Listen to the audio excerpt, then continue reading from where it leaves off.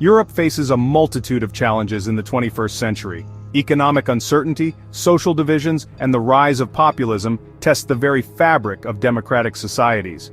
However, a more insidious threat lurks beneath the surface: Russia's creeping influence. This is not the Cold War with its overt military posturing. Instead, it is a subtle and sophisticated campaign, waged not on battlefields but within the information space and the corridors of power.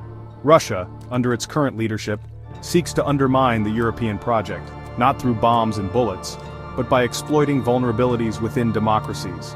This essay will explore the multifaceted ways in which Russia exerts influence in Europe without resorting to direct conflict.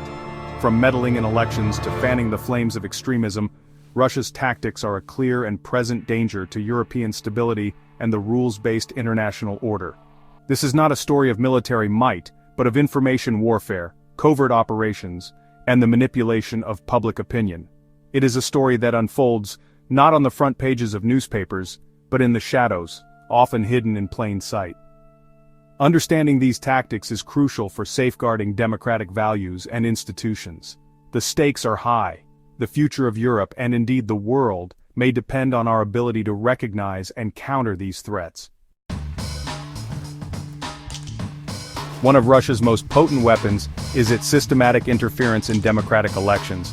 This is not a new phenomenon, but its scale and sophistication have reached alarming levels in recent years. Russia's goal is not necessarily to install puppet regimes, but to sow discord, undermine public trust in democratic institutions, and create chaos that it can exploit.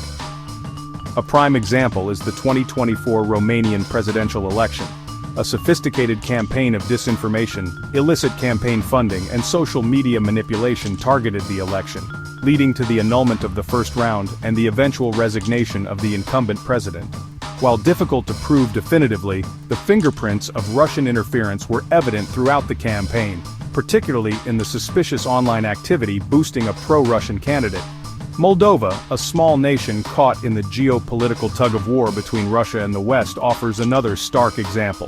The 2024 presidential election and the referendum on EU accession were marred by allegations of widespread vote-buying schemes, orchestrated by a fugitive oligarch with close ties to Moscow. Disinformation campaigns, designed to suppress the pro-EU vote, flooded social media, further undermining the integrity of the democratic process. These are but two examples of a broader pattern of Russian interference across Europe. From Brexit to the rise of populist movements, Russia has consistently sought to exploit existing divisions and amplify existing grievances. Russia's interference in European politics extends beyond mainstream elections. It has also actively cultivated ties with far-right and extremist groups across the continent. These relationships serve a dual purpose. First, they provide Russia with useful allies in its quest to weaken the European Union and NATO from within. Second, they allow Russia to project an image of chaos and instability, further eroding public trust in democratic institutions. The International Center for Counterterrorism has documented Russia's links to far-right groups in at least 10 European countries. These links range from direct financial support and political backing to more subtle forms of encouragement, such as disseminating propaganda and amplifying extremist narratives through state-controlled media outlets. The attempted coup by the Reichsbürger movement in Germany in 2024 is a chilling example of the potential consequences of Russia's dalliance with the far right. This group, known for its anti-Semitic and anti-democratic views, allegedly received funding and logistical support from Russian intelligence operatives. While the coup attempt ultimately failed, it served as a stark reminder of the threat posed by extremist groups, particularly when they are emboldened and supported by foreign powers. Russia's support for the far right is a dangerous game, one that risks backfiring if these groups gain too much power or carry out attacks that provoke a public backlash. However, the Kremlin seems willing to take this risk, calculating that the benefits of destabilizing Europe outweigh the potential costs. In the 21st century, wars are fought not only on battlefields but also in the realm of information. Russia understands this all too well, and it has weaponized information to a chilling degree. Through a sophisticated propaganda apparatus, Russia seeks to shape narratives, manipulate public opinion, and sow discord within European societies.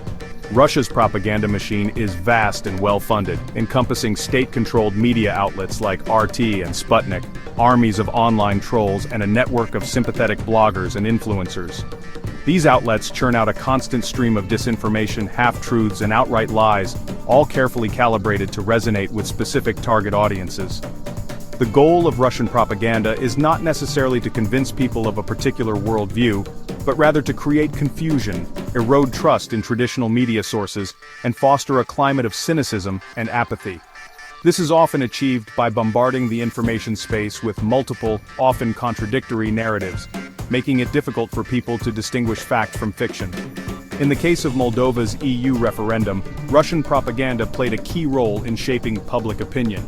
Disinformation campaigns linked a pro-EU vote with the ongoing conflict in Ukraine, suggesting that closer ties with the West would drag Moldova into a war it could not win. These narratives, while baseless, resonated with some voters, particularly those with historical ties to Russia or who harbored fears about the economic implications of EU membership.